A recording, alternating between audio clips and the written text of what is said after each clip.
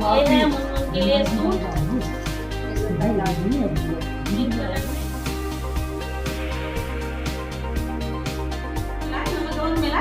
मिला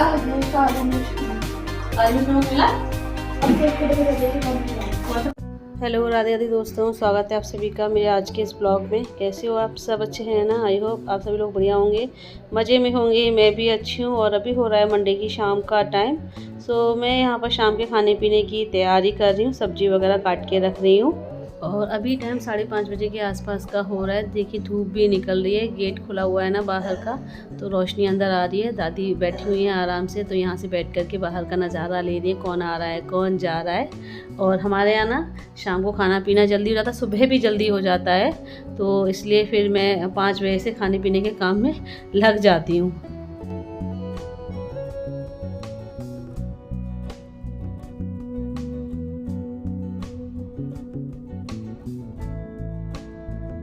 और अभी आलू जो है मैंने काट लिए हैं, बाकी प्याज और टमाटर तो किचन में खड़े हुए ही काट लूँगी। आलू में थोड़ा सा टाइम लग जाता है, तो इसलिए बैठ के आराम से काटती हूँ। बाकी प्याज टमाटर तो किचन में खड़े खड़े काट लूँगी। सो बस ये छिलके मैंने डस्टबिन में डाल दिए हैं और टेबल भी साथ के साथ पहुँच दूँ। और इस वक्त घर पर सिर्फ मैं और दादी हैं, मम्मी जी बाहर बैठी हुई हैं और बच्चे भी बाहर ही हैं, और पापा जी मार्केट गए हुए हैं। और ये जो सोफे पे कवर पड़े हैं वाइट कलर की, ये नेट के हैं ना, तो बिल्कुल भी सेट नहीं रह पाते अच्छे से। कोई भी थोड़ी देर के लिए बैठता है ना तो बिल्कुल सिकुड़ जाते हैं, इन्हें चाहे कितना भी सेट कर लो। और यहाँ मैंने रख दिया आलू टमाटर की सब्जी बनने के लिए।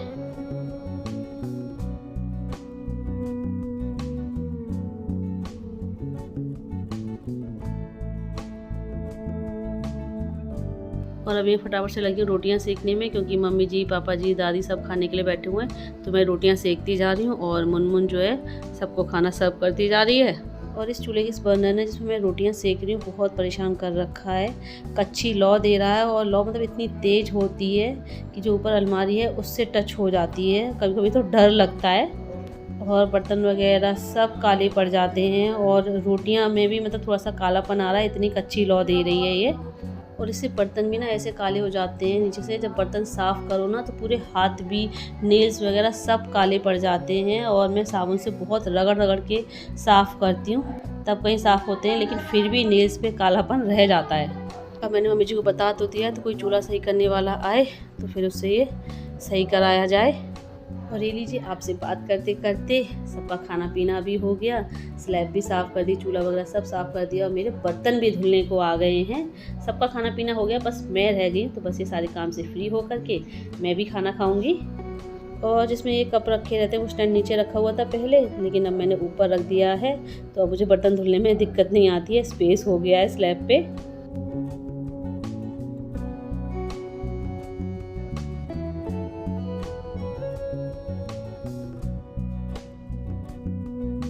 और यहाँ देखिए भाई, हमारी मुनमुन ने घर पे ही ब्यूटी पार्लर खोल लिया है।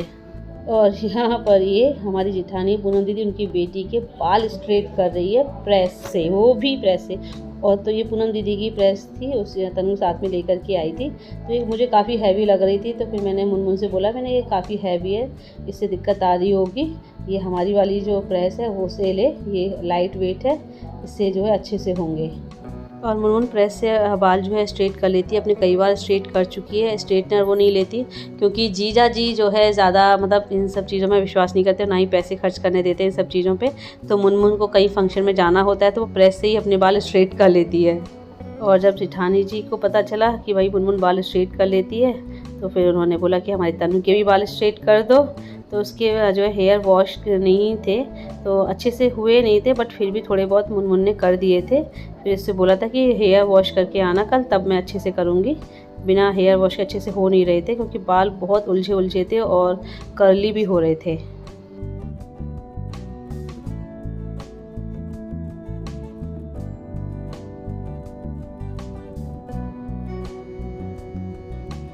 और अभी हो रहा है ट्यूसडे मॉर्निंग का टाइम, और आज से नवदुर्गे स्टार्ट हो गए हैं। तो सबसे पहले आप सभी को मेरी तरफ से नवदुर्गे की ढेर सारी शुभकामनाएं, और जोर से बोलिए जय माता दी। सो मैं और मुनमुन यहाँ पर आए हैं, हमारा जो पतवारी माता का मंदिर है वहाँ पर जल चढ़ाने आए हैं।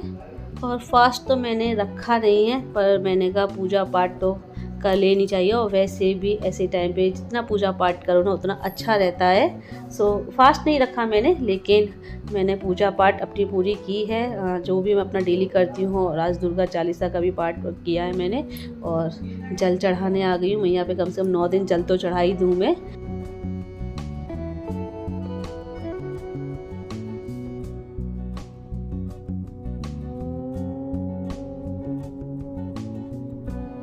और अभी यहाँ हमारी पूजा पाठ हो गई, जल चढ़ा दिया है और धूप वगैरह लगा के, धूप बत्ती लगा करके अब हम लगाएंगे मंदिर की परिक्रमा। और उसके बाद यहाँ पर ये नीम का पेड़ है, तो यहाँ पर भी जल चढ़ा देते हैं, क्योंकि नीम के पेड़ पे भी माता का वास होता है। तो यहाँ पर भी मैंने जल चढ़ाया है। और बस पूजा पाठ हो गई, अब चलते हैं घर।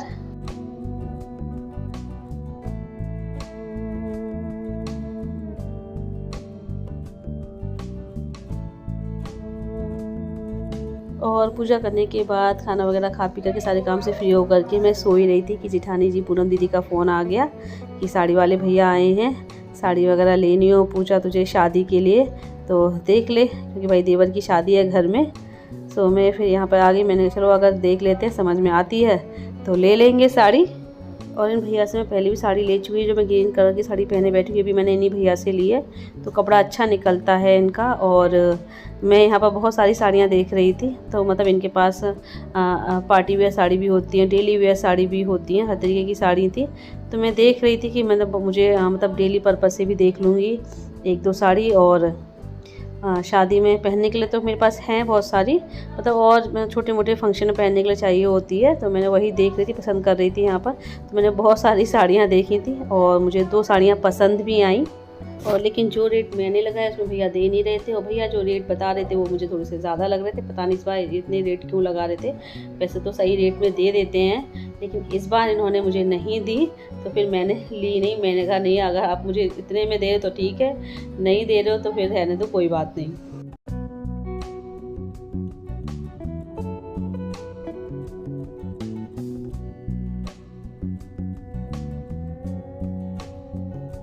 और अभी ये बच्चों की शॉपिंग होके आई है आनंद गैस से कपड़े लेने के लिए ना। सो मौसी ने आनंद मुनमुन के लिए भी कपड़े खरीदे हैं। टाइम पे तो नहीं खरीद पाई थी, अभी चढ़ावा लेने गई थी क्योंकि टाइम काफ़ी हो गया था। तो फिर आज गई थी मौसी पापा जी को साथ में लेकर के, आनंद को भी साथ में लेकर के, आनंद और के लिए कपड़े लाने। देखिए ये आनंद के कपड़े हैं, ये शर्ट है चेक में, ब्राउन कलर में शर्ट अच्छी लग रही है। आनंद पहन के देख लिए थे। और ये पैंट है मुन्नू, नहीं उससे तो अलग कलर है ना, जो मैंने दिलाया था लाइट वाला। नहीं पैंट चेक में कहा अच्छा लग रहा है, कपड़े तो अच्छे लग रहे हैं आनंद के। ये पैंट है नहीं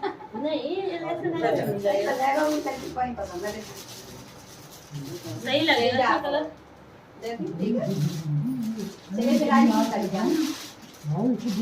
और ये है मुनमुन के लिए सूट पिंक कलर में, ये कुर्ता है और ये दुपट्टा और ये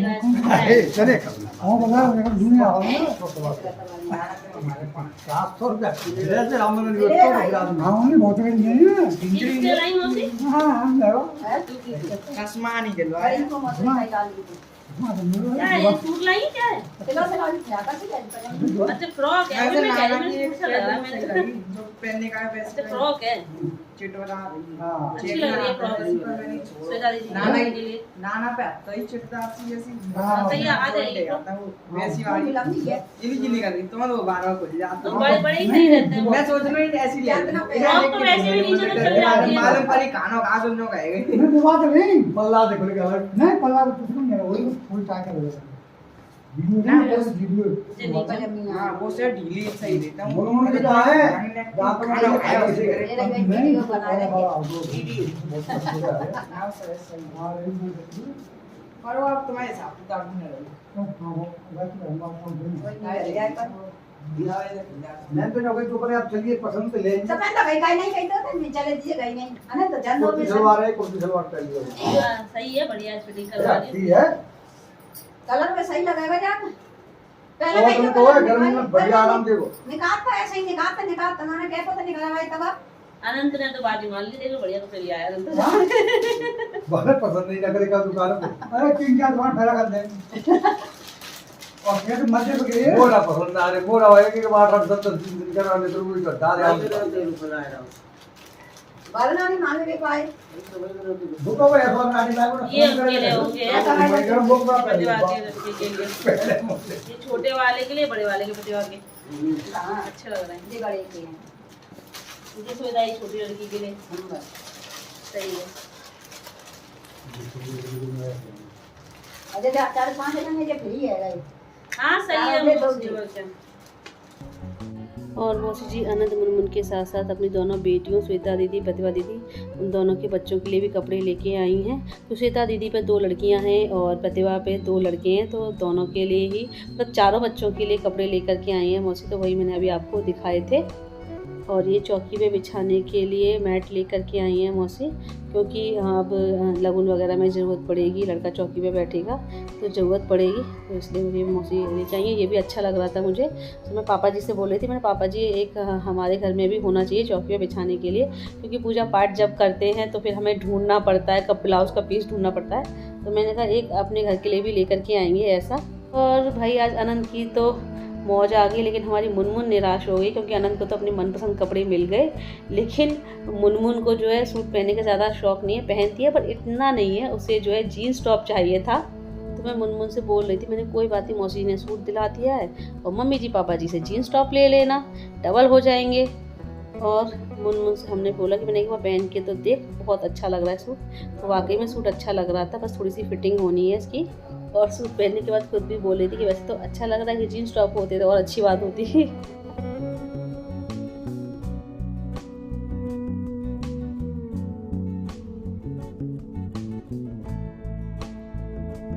और आज मुनमुन और मम्मी जी का व्रत है।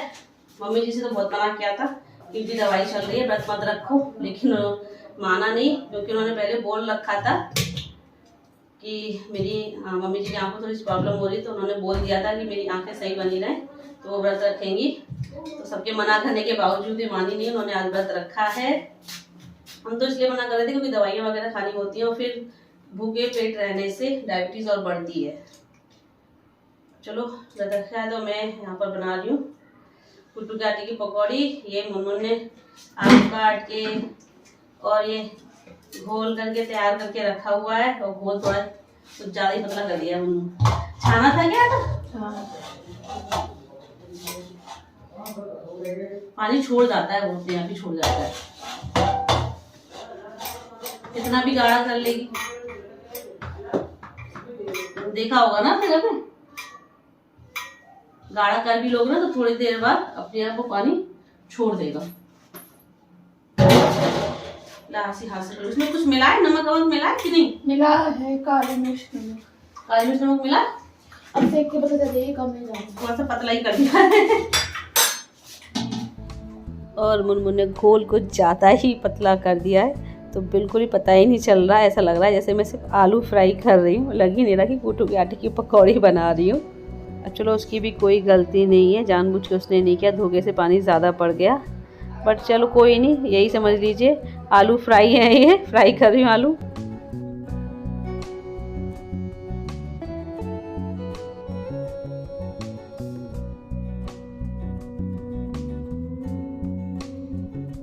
मम्मी जी मुनमुन का खाना हो गया है, बस बाकी सबका जो है रह गया है रोटी सब्जी बनानी, बाकी सबके लिए और अपने लिए, तो वो अभी थोड़ी देर से बनाऊंगी, थोड़ा रेस्ट करके।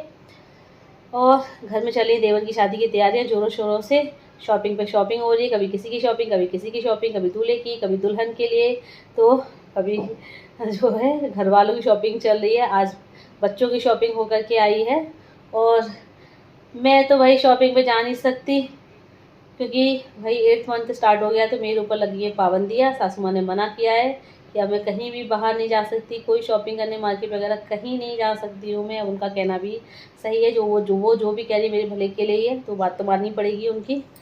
सो भाई मेरे तो अरमान मन के मन में रह रहे हैं। ऐसे टाइम पे देवर की शादी फिक्स हुई है कि मैं इंजॉय भी नहीं कर सकती ज़्यादा, शॉपिंग पे भी नहीं जा सकती हूँ, आईब्रो सेट करवाने वो भी नहीं कर सकती, हेयर कटिंग वगैरह कुछ नहीं करवा सकती हूँ मैं। और मतलब भोला भैया की शादी के लिए मतलब बहुत सारे प्लान कर रखे थे कि मतलब डांस करेंगे, मस्ती करेंगे, एंजॉय करेंगे, इस वाले सॉन्ग पे डांस करूँगी, इस वाले सॉन्ग मतलब बहुत कुछ सोच रखा था कि भोला भैया की शादी को खूब अच्छे से एंजॉय करेंगे। काफ़ी टाइम बाद ससुराल में शादी हो रही है। सुनीता दीदी पतिवा की शादी तो लॉकडाउन में हो गई थी, वो तो पता ही नहीं चला, सिंपल तरीके से हो गई। ब्रजेश भैया के बाद मौसी के सबसे बड़े बेटे हैं ब्रजेश भैया, उनकी शादी 2016 में हुई थी। 2016 के बाद से अब जो है घर में शादी वाला माहौल लग रहा है, क्योंकि 2020 में जब सुनीता दीदी पतिवा की शादी हुई थी तो लॉकडाउन था, तो पता ही नहीं चला था, ऐसे सिंपल तरीके से कर दी गई थी। लेकिन हमने सोच रखा था भोला भैया की शादी तो अच्छे से होगी तो खूब इंजॉय करेंगे, लेकिन मेरे तो सारे सपने धरे के धरे रह गए, सब अरमान धरे के धरे रह गए। ना तो डांस कर सकती हूँ, ना शॉपिंग पे जा सकती हूँ, मतलब कुछ नहीं कर सकती मैं तो। बस सिंपल से एक जगह पे खड़े होकर के सारे फंक्शन देख सकती हूँ, सबको डांस करते हुए देख करके ही एंजॉय करूँगी, और क्या कर सकते हैं। हाँ, अब मजबूरी है तो है ही मजबूरी, और वैसे भी अभी मेरे लिए अपना और अपने होने वाले बच्चे का ध्यान रखना सबसे ज़्यादा ज़रूरी है। और अभी फिर भी मेरे अभी एक देवर और रह गए हैं, कोई बात नहीं, भोला भैया की शादी में एंजॉय नहीं कर पा रहे, अभी एक और देवर है तो उनकी शादी में एंजॉय करेंगे। और तो चलिए फ्रेंड्स, बस अब इतना ही कहना था, और इसके साथ लेती हूँ आप लोगों से विदा। तो वीडियो को लाइक कर दीजिएगा, और जो न्यू है चैनल को सब्सक्राइब करें। जल्दी मिलते हैं आप लोगों से फिर एक नई अच्छे से ब्लॉग के साथ। Bye bye, see you, take care.